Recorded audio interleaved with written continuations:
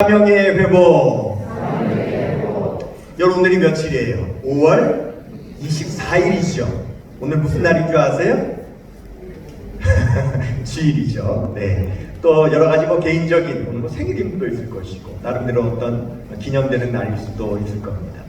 여러분, 우리 성결교회는요, 처음에 우리나라에서 스스로 생겨난 자생교단이죠.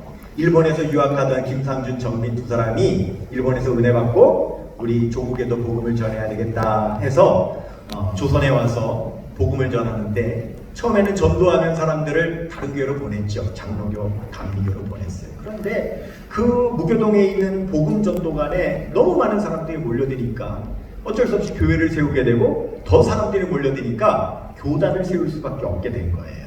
그럴 때에 우리는 기반이 없으니까 도움을 받아야 되잖아요. 그래서 이 일본에서 김상준, 정빈 이 두 사람을 가리켰던 그런 외국인 선교사님이 있었어요. 카우만 길고른이라고 하는 선교사님이 있었는데, 이 두 선교사님이 감리교 선교사였어요. 그래서 이 감리교 선교사님이 우리 조선에 와서 우리 성결교단을 세우는데 도움을 줬어요. 그래서 교회의 조직이라든가 신학이라든가 이런 도움을 주다 보니까 우리 교단은 처음에 생겨날 때 감리교단의 도움을 받았어요. 그 신학도 감리교 신학, 그리고 교회 조직도 감리교회 조직을 도움을 받았어요. 지금은 우리 성결교단이 100년이 훨씬 넘어가면서 우리 성결교단만의 정체성을 갖게 되었지만은, 처음에는 그러다 보니까 우리 성결교회는 처음에 감리교회와 형제교단이라고 했습니다. 그래서 제가 신학교 다닐 때만 해도 5월 24일은 어떤 날이었냐면, 감리교단을 창시한 영국의 목사님인 요한 웨슬레 목사님이 회심한 날. 그래서 지금도 감리교회는 오늘 5월 24일을 요한 웨슬레 회심 기념일이라 그래서 아주 소중하게 오늘을 기념하는데, 바로 오늘이 그날입니다. 제가 이 요한 웨슬레 목사님에 대해서 잠깐 소개해 드리려고 하는데요. 이 요한 웨슬레 목사님은 영국의 옥스포드 대학을 나온 아주 수재였습니다. 근데 이분이 신학을 공부하고 25살에 목사 안수를 받아요. 그리고는 32살에 이분은 영국분인데 미국의 인디안들을 전도하겠다고 선교사가 되어서 시몬즈호라고 하는 큰 배를 타고 영국에서 미국으로 건너가게 돼요. 근데 건너가는 도중에 그만 바다 위에서 큰 풍랑을 만나게 됩니다. 배가 깨지고 곧 파손하게 생겼어요. 그 엄청난 두려움의 밤을 보내면서 이 요한 웨슬레 목사님이 그만 오늘 밤에 죽게 생겼기 때문에 그 죽음이 두려워서 벌벌 떨게 돼요. 그 자기는 죽음이 두려워서 벌벌 떠는데, 자기 옆에 웬 한 무리의 사람들이 둘러앉아가지고는 그 밤에, 그 풍랑치는 그 두려운 밤에 정말 평안한 얼굴로 찬송을 부르며 기도를 하는 거예요. 너무 놀랍잖아요. 나는 목사인데도 지금 죽음을 두려워하는데 저 사람들은 너무너무 평안하고 찬송과 기도를 하고 있으니까 이 너무 충격을 받죠. 근데 다행히도 그 밤에 배가 파손되지 않고 풍랑이 잠잠해지면서 배가 안전하게 된 거예요. 고비를 넘어갔어요. 다음날 이 요한 웨슬레 목사님이 그들에게 물었어요. 당신들은 도대체 누구냐? 물었더니 그 사람들은 그 당시에 기독교의 한 교파인 모라비안이라고 하는 교파가 있었어요. 그 모라비안의 교도들이라는 거예요. 평신도들이에요. 아니, 나는 지난밤에 그 풍랑과 그 죽음의 위협 속에서 나는 두려워서 너무 무서웠는데 어떻게 당신들은 무서워하지 않고 그렇게 평안한 얼굴로 찬송을 할 수 있었습니까? 라고 물었더니 그 모라비안 교도들이 하는 말이 뭐냐면, 우리는 하나님께서 분명히 이 위험 속에서 구원해 주실 것을 저는 분명히 믿습니다. 그런데 뭐가 두렵습니까? 그리고 혹여 그렇게 하지 않으신다 할지라도 우리는 천국 갈 확신이 있는데 죽음이 뭐가 두렵습니까? 그렇게 얘기를 하는 거예요. 그 말에 이 요한 웨슬레 목사님이 충격을 받아요. 나는 신학을 공부했고, 나는 목사고, 나는 선교사인데 그 신학과 목사와 선교사가 진정한 믿음을 보장해 주는 것이 아니라는 사실을 이 요한 웨슬레가 깨닫게 됩니다. 그리고 미국에 도착하여 인디안들을 선교하는데 여러분, 그런 마음을 갖고 선교하니 어떻게 되겠습니까? 인디안들을 전도할 때 인디안들이 아멘 하면 복음을 받아들이나요? 아니요. 도끼를 들고 죽이겠다고 덤벼드니까 이 요한 웨슬레 목사님은 복음을 전하는 것이 아니라 그들의 도끼날을 피해서 도망다니기 바쁜 거예요. 2년 4개월 동안 선교를 했지만 처참하게 선교에 실패를 하고 나는 이제 목회도 할 수 없다. 나는 선교도 할 수 없다. 나는 실패자다 하는 그런 커다란 낙심의 마음을 가지고 다시 영국으로 돌아와요. 영국으로 돌아와서요, 아무것도 할 수가 없고 자기 실패자니까. 그러고 있던 차에 문득 그가 미국으로 건너갈 때에 그 밤에 평안한 마음으로 찬송하고 기도했었던 그 사람들이 떠오른 거예요. 그래서 그 모라비안 교도들이 예배를 드리는 그 집회 장소에 가봐야 되겠다는 그런 마음이 들어서 1738년 5월 24일 날 영국의 올더스게이트라고 하는 동네에 있는 그 모라비안 교도들이 예배드리는 그 예배초소의 저녁에 참석을 하게 돼요. 여러분, 제가 신학대학 다닐 때만 해도 감리교회에 굉장히 큰 영향력을 받고 있었기 때문에 항상 우리 성결교회 신학교, 우리 서울신학대학교도 시험 문제에 꼭 나왔어요. 요한 웨슬레 회심 기념일이, 회심한 날이 언제냐? 달달, 저는 30년이 지나 지금도 외워요. 1738524 이거 외워요. 1738년 5월 24일 날 그가 그 모라비안 교도들이 집회하는 그 집회에 참석했다가 그날 밤에 그가 그 자리에서 성령의 불세례를 받게 됩니다. 그의 심령이 뜨거워지고 그의 삶이 완전히 변화되는 성령의 불세례를 받고요, 그의 삶이 완전히 변화됩니다. 그는요, 전도자가 되어서 복음을 전하며 다니기 시작하는데 그의 복음을 듣는 자마다 변화되기 시작합니다. 회개하고요, 그의 죄악된 습관들을 고치기 시작하고요, 그가 마을에 가서 전도를 하면 그 마을이 변화되기 시작하는데 특별히 술집이 장사가 안 돼서 다 문을 닫아버려요. 그 소문이 영국 전역에 퍼지자 요한 웨슬레가 온다는 소문만 나면 그 동네 술집 주인들이 길목을 가로막고 요한 웨슬레가 오지 못하도록 막을 정도의 그런 역사가 일어납니다. 결국 요한 웨슬레는요, 평생을요 40만 킬로미터를 걸어다니고 말을 타고 다니면서 복음을 전했고요, 42,400회 복음 전도 집회를 열었고요, 그가 평생 전도한 사람이 12만 명이 되었고요, 결국 그는 감리교회를 창설하게 되죠.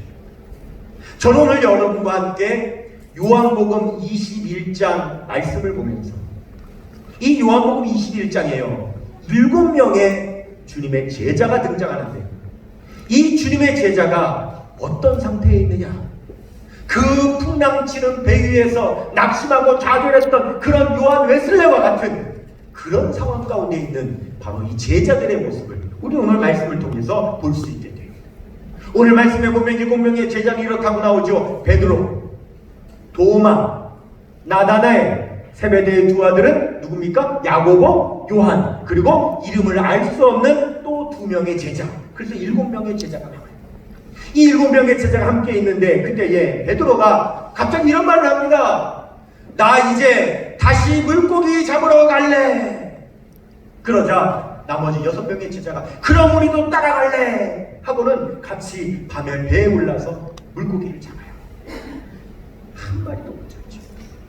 근데 여러분, 요한복음 본문 말씀 21장 2절에서 3절 말씀 보니까 시몬 베드로와 디두모라 하는 도마와 갈릴리 가나 사람 나다나엘과 세베대의 아들들과 또 다른 제자들이 함께 있더니 시몬 베드로가 나는 물고기 잡으러 가노라 하니 그들이 우리도 함께 가겠다 하고 나가서 배에 올랐으나 그날 밤에 아무것도 잡지 못하였더니 그랬어요. 자, 여러분, 우리는 지난 시간 요한복음 20장을 통해서 예수님의 모든 제자들이 이미 부활하신 예수님을 몇 번 만났어요? 네? 2번. 이미 2번 만난 것을 우리는 다 알죠. 한 번은 도마 없을 때 부활하신 예수님 만난 번은 도마 있을 때 예수님 만난 2번이나 만났어요. 그런데 부활하신 예수님을 2번이나 만났는데 지금 베드로가 나는 물고기 잡으러 가겠다고 하는 말이 이게 무슨 말입니까? 나는 전도하러 가겠다. 나는 예배 드리러 가겠다. 이렇게 말하는 것이 아니라 나는 다시 물고기 잡으러 가겠다. 여러분, 우리가요, 누군가의 말을 들을 때 이 성경에 기록된, 문자로 기록된 것만 가지고는 그게 무슨 의미인지 잘 모를 수 있어요. 우리는 말을 들을 때 그 억양을 들으면 무슨 뜻이다라고 하는 것을 더 깊이 알 수가 있죠. 예를 들면 이 베드로가 나 물고기 잡으러 간다 이 말을요 아주 신나서 한다고 한번 해볼게요. 나 물고기 잡으러 간다. 신나서 하면 무슨 의미일까요? 아마 오늘 밤 취미 생활을 하러 간다는 그런 뜻이 담길 수 있습니다. 아니면 화가 나서 에이 나 물고기 잡으러 갈래.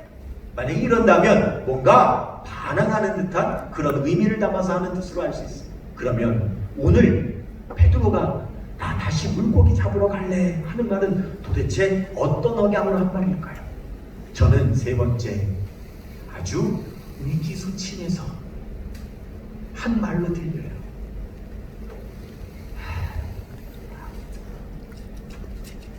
물고기 다 잡으러 갈래. 부활하신 예수님을 두 번이나 만난 베드로가 어떻게 다시 예수님 만나기 전에 어부 생활로 돌아가겠다고 하는 것인지, 왜 그런 걸까요? 왜 이렇게 의기소침한 말을 하는 걸까요? 여러분, 지난 시간에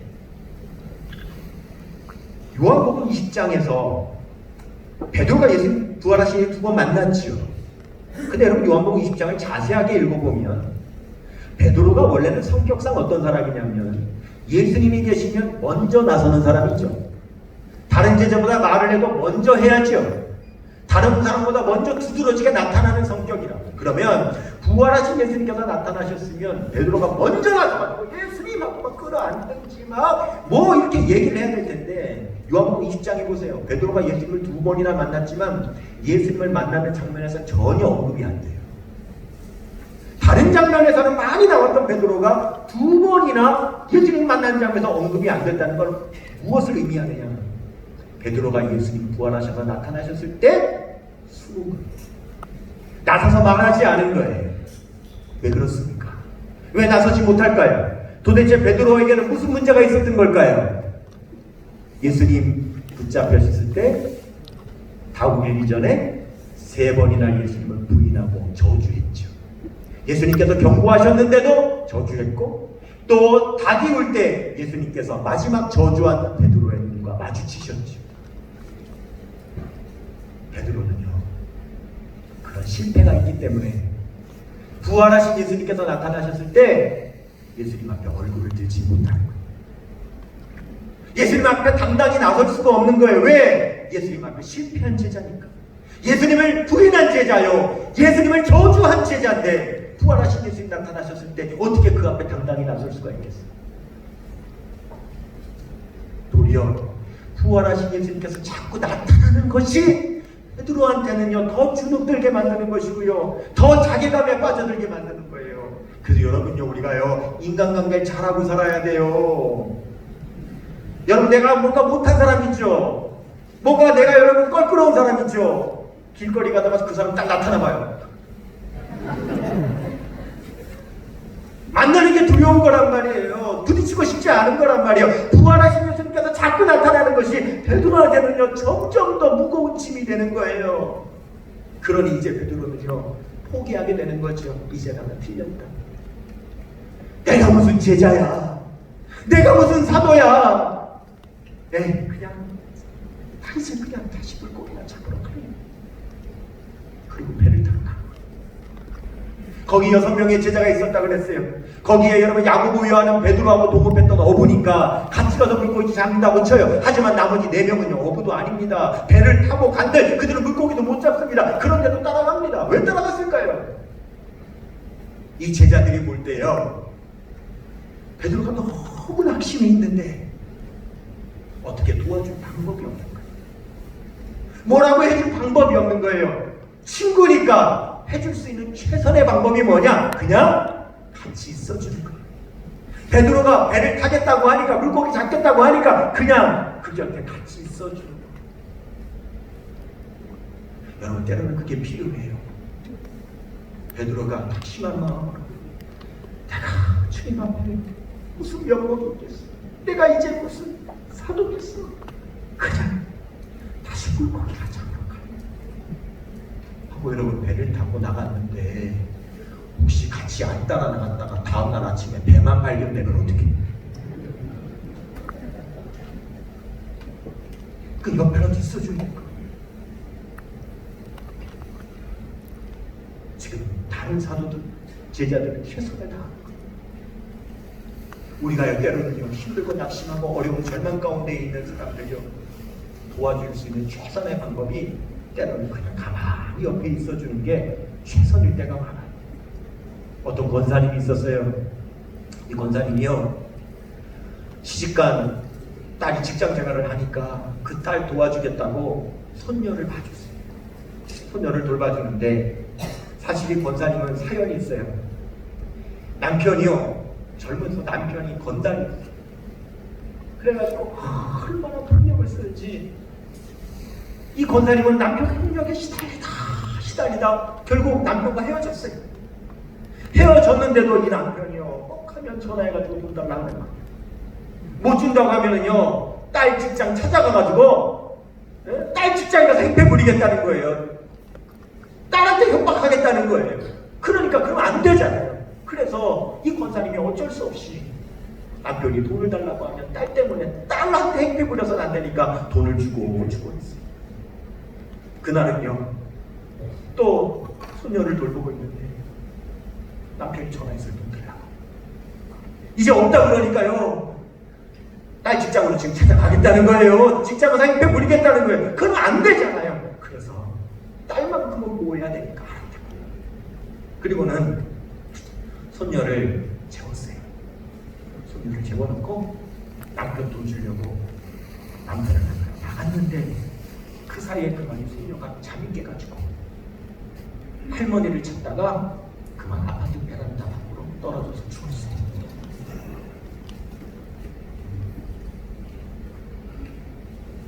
그 가족이 충격이 어떻겠어요? 너무 큰 충격을 받아가지고 장례를 치르고 겨우겨우 하루하루 연명하는 거예요. 이 권사님은 죽으려고까지 했어요. 자기 때문에 손녀가 죽었으니까. 그래도 죽지 못하고 하루 연명하고 있는데, 그러다가 교인들을 만나게 되잖아요. 권사님이. 근데 교인들이요, 위로해준다고 말을 하는데 하는 말이 더 상처가 되는 거예요. 여러분, 그 상황에가 무슨 말을 하면 위로가 되겠어요? 여러분, 그때의 최선은 말하는 게 최선이 아니라 아무 말 하지 않고 그냥 옆에 가만히 있어주는 것이 최선일 수가 있는 거예요. 근데 여러분, 우리가 해봤잖아요. 근데 그 최선이 아무 말 안 하고 가만히 있어주는 게 최선인데, 결국 그러나 그게 아무것도 아니에요. 나는 최선을 다하지만 그러나 실제로는 아무것도 아니다. 그래서 여러분, 우리는요, 분명하게 기억해야 될 게 있어요. 뭐냐? 그래서 우리는 최선을 다하지만 그 최선이 아무것도 아니기에 우리에게는요, 예수 그리스도가 필요한 거예요. 우리의 구원자가 되시고 우리의 위로자가 되시고 우리의 치유자가 되시는, 그래서 예수님께서 필요하신 거예요. 이사야 선지자가 우리 예수님이 이런 분이라고 그랬어요. 우리 예수님은 이런 분이십니다. 이사야서 9장 6절. 이는 한 아기가 우리에게 낳고 한 아들을 우리에게 주신 바 되었는데 그 어깨에는 정사를 메고 그의 이름은 기묘자라, 모사라, 전능하신 하나님이라, 영존하시는 아버지라, 평강의 왕이라 할 것이니라. 여러분, 우리는 예수님이 필요합니다. 맥필휴라고 하는 크리스찬이 시인이에요. 그분이 1983년도에 찬송시를 썼는데 그 찬송시의 제목이 People Need the Lord. 우리말로 번역이 됐어요. 그들은 모두 주가 필요해 라는 말로 번역이 됐어요. 이 시의 가사를 제가 원문 그대로 읽어드릴게요. 매일 스치는 사람들, 그들의 눈에서 나는 채워지지 못한 공허함을 볼 수 있습니다. 돌봄받지 못한 빈 마음을 누가 어디에서 채울 수 있을까요? 그들은 말 못할 은밀한 고통과 두려움으로 살고 있습니다. 겉으로는 웃고 있지만 그 뒤에 감추어진 침묵의 울음소리를 오직 예수님은 들으십니다. 그들은 예수님이 필요합니다. 그들은 예수님이 필요합니다. 깨진 꿈의 끝자락에서 주님은 문을 열어 주십니다. 아멘입니까? 여러분, 주님이 필요하십니까? 그렇습니다. 지금 베드로가 낙심하여 이제 과거로 돌아가겠다고, 업으로 돌아가겠다고 배를 타고 나갔을 때 다른 제자들 해줄 수 있는 최선은 아무 말 없이 그 옆에 있어주는 거지만 그조차 사실은 아무것도 아니기에 그때 꼭 필요한 분은 우리 예수님입니다. 이미 제자들에게 2번이나 나타나신 예수님, 그날 밤에도 가만히 계시지 아니하시고 그 제자들에게 다시 나타나셨습니다. 제자들에게 다시 나타나셨습니다. 우리는 예수님이 필요합니다. 사도 요한은 이 요한복음을 마치면서 내가 이 요한복음을 기록하는 목적이 바로 이것이라고 말합니다. 요한복음 20장 31절에 오직 이것을 기록함은 너희로 예수께서 하나님의 아들 그리스도이심을 믿게 하려 하니 또 너희로 믿고 그 이름을 힘입어 생명을 얻게 하려 함이니라.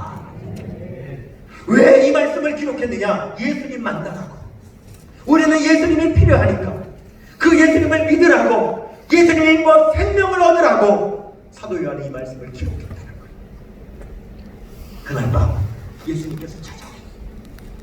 그리고는 그 제자들에게요, 지난 3년 동안 있었던 일들을 예수님께서 놀랍게 떠올려 주시는데, 첫 번째는 베드로를 처음 만났을 때를 떠올려 주시고, 베드로가 밤새도록 그물질을 했지만 한 마리도 못 잡았잖아요. 예수님께서 그 배에 오르시고는 베드로에게 깊은 데로 가서 그물을 내려라 하고 그물을 내렸더니 얼마나 물고기가 많이 잡히는지 들 수가 없어 그물이 찢어져서 옆에 있는 배를 불러오죠. 누구의 배입니까? 바로 야고보 요한의 배를 불러오죠. 그리고 2배의 체험에 잠기는 역사가 일어납니다. 그때 예수님께서 베드로에게 이렇게 부르셨습니다. 내가 이루는 사람을 낚는 어부가 되리라. 그리고 베드로는 모든 것을 버려두고 야고보 요한도 모든 것을 버려두고 우리 예수님을 따랐던 그때를 우리 예수님께서는 떠올려 주십니다. 그날 밤에도 밤새도록 그물 지냈으나 한 마리도 못 잡았을 때 예수님께서 나타나셔서 바로 이렇게 말씀하시죠. 요한복음 21장 6절 말씀에 이르시되 그물을 배 오른편에 던지라 그리하면 잡으리라 하시니 이에 던졌더니 물고기가 많아 그물을 들 수 없더라. 그 주님을 만났던 그 첫날 그때를 떠올려 주시는 거예요. 그리고 한 가지를 더 떠올려 주십니다. 물고기 2마리와 떡 5개로 5,000명을 먹였을 때를 떠올려 주시는 겁니다. 예수님께서 제자들에게 물고기와 떡을 먹여주시죠. 오늘 본문 21장 13절에 예수께서 가셔서 떡을 가져다가 그들에게 주시고 생선도 그와 같이 하시니라. 그런데 우리 예수님께서는요, 좋은 모습만 떠올려 주신 거 아니에요. 그리고 결정적으로 이제부터 우리 예수님께서 한 가지를 더 떠올리시는데, 바로 베드로가 그 밤에 우리 주님 3번 부인했었던 그때를 떠올려 주시는데, 이렇게 떠올려 주시는 거예요. 예수님께서 베드로에게 물으십니다. 요한의 아들 시몬아, 네가 나를 사랑하느냐? 그때 베드로, 제가 주님 사랑하는 줄 주께서 아십니다. 대답을 했는데 예수님 또 물으세요. 요한의 아들 시몬아, 내가 나를 사랑하느냐? 이 사람들보다도 나를 사랑하느냐? 예, 제가 주님 사랑하는 줄 주께서 아십니다. 2번이나 대답했는데 예수님 또 물으십니다. 요한의 아들 시몬아, 내가 나를 사랑하느냐? 그때 베드로가 대답했죠. 3번을 물으시는 것은 내가 예수님 3번 부인한 것을 지금 떠올리시는 거예요. 그런데 예수님은 내가 예수님 3번 부인하는 것을 들키시고 지적하시고 비난하시는 것이 아니라 내가 예수님 3번 부인한 것을 지금 3번 사랑하느냐고 고백하게 하심으로 지금 용서하고 계십니다. 2번째까지 물으셨을 때는 몰랐어요. 그런데 3번째 물으실 때 베드로가 깨달은 거예요. 아, 그때 그 사건을 지금 예수님께서 염두에 두고 말씀하시는 거구나. 여러분, 3번째 물으셨을 때 요한복음 21장 15절에 보니까 그들이 조밥 먹은 후에 예수께서 시몬 베드로에게 이르시되 요한의 아들 시몬아, 내가 이 사람들보다 나를 더 사랑하나이시 하니 이르시되 주님 그러하나이다.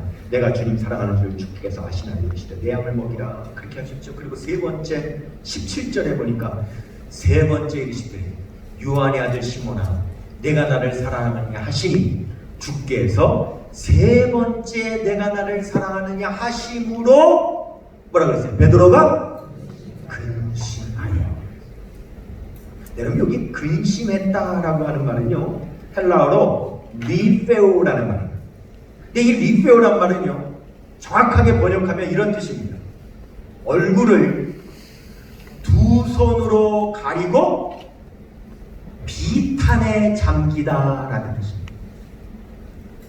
첫 번째 물으셨을 때까지는 뭐 눈치 못 챘어요. 2번째 물으셨을 때까지도 눈치 못 챘어요. 그런데 3번째 물으실 때 바로 이 물음은 내가 예수님을 부인하고 저주했었던 그것을 염두에 두고 우리 예수님께서 물으시는 것이라고 깨달아지는 순간 베드로는 리페오 2손으로 얼굴을 그립니다.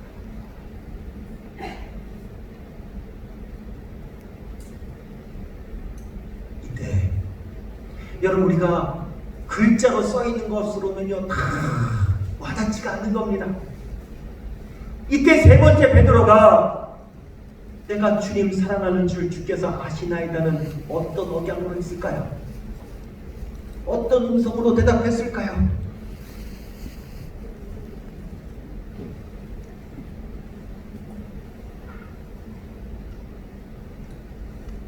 여러분이 상상하세요.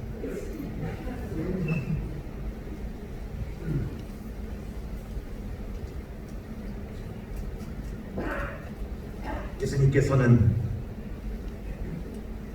베드로의 3번 부인을 그의 3번의 사랑 고백으로 덮어주셨어요. 용서하셨어요. 요한의 아들 시몬아, 내가 나 사랑합니다. 예, 사랑합니다. 요한의 아들 시몬아, 네가 날 사랑하느냐? 사랑합니다. 그러면 요한의 아들 시몬아, 내가 나를 사랑하느냐? 예, 사랑합니다. 그러면 아버지를 버리고 아버지 돈 가지고 허랑탕탕 써버렸던 당장, 아버지한테 가야 산다는 건 알지만 아버지가 필요하지만, 그러나 아버지께 돌아가면 아버지께서 욕하실까봐, 야단치실까봐, 지적하실까봐, 쫓아내실까봐 염치가 없어. 돌아가기는 가야 되겠는데 부끄러우니까 뭐라고 말합니까? 내가 가서 아버지에게 나를 품꾼의 하나로 보시옵소서, 그렇게 말해야지. 막상 돌아갔습니다. 그 말할 새도 없이 아버지께서 돌아왔냐? 그러면 됐다. 돌아왔냐? 그러면 됐다. 나를 사랑하냐? 그러면 됐다. 안고 입을 맞추고 바락질 끼고 좋은 옷을 입고 살찐 송아지를 잡아다가 잔치를 벌이는 아버지인 것처럼 우리 예수님, 시몬아, 네가 나 사랑하느냐? 그래, 그러면 됐다. 예수님은 베드로를 다 용서하시고 이제 베드로에게 사명을 회복시켜 주십니다. 여러분, 분명히 아셔야 될 게 있습니다. 예수님께서 십자가에 못 박혀 죽으셨다 그래서, 여러분, 예수님께서 부활하셨다 그래서 우리가 그 사실로 구원받는 게 아닙니다. 우리는 사실로 구원받는 것이 아니라 믿음으로 구원받는 걸 믿으시기를 바랍니다. 여러분, 역사가 사실인 것으로 내 것이 되는 것이 아니라 그 역사가, 여러분, 내 것이 될 때 그 역사가 내 사실이 되는 걸 믿으시기를 바랍니다. 예수님께서 십자가에 못 박혀 죽으시고 예수님께서 부활하신 그 십자가가 내 십자가가 되고 예수님의 부활이 내 부활이 될 때에 여러분 그때 내가 사는 것이지. 부활하신 예수님께서 베드로에게 2번이나 나타나셨지만 그 예수님의 부활이 아직 베드로의 부활이 되지 않았고 예수님의 제자인 베드로, 사도인 베드로는 그날 밤 세부분을 날 때 죽어버렸기 때문에 부활하신 예수님을 2번을 만났어도 베드로는 여전히 죽어 있었는데, 그래서 예수님께서 부르실 때에도 베드로라고 부르지 아니하시고 베드로는 죽었기 때문에 지금 살아있는, 그래서 내 과거로 물고기 장로업으로 돌아가겠다고 하는 그 요한의 아들만 남아있는, 그것만 살아있는 그 시몬이었기에 요한의 아들 시몬아 내가 나를 사랑하느냐, 그렇게 3번 부르시며 지금 베드로를 예수님의 부활이 베드로의 부활이 되도록 다시 지금 살려주신 것을 믿으시기를 바랍니다. 여러분 예수님의 십자가가 내 십자가가 되어야 됩니다. 예수님의 부활이 내 부활이 되어야 됩니다. 그래야 사는 겁니다. 그래야 구원받는 겁니다. 그래야 우리가 회복되는 겁니다.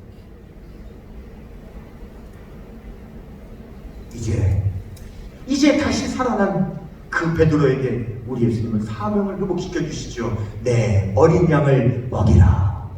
내 양을 치라. 내 양을 먹이라.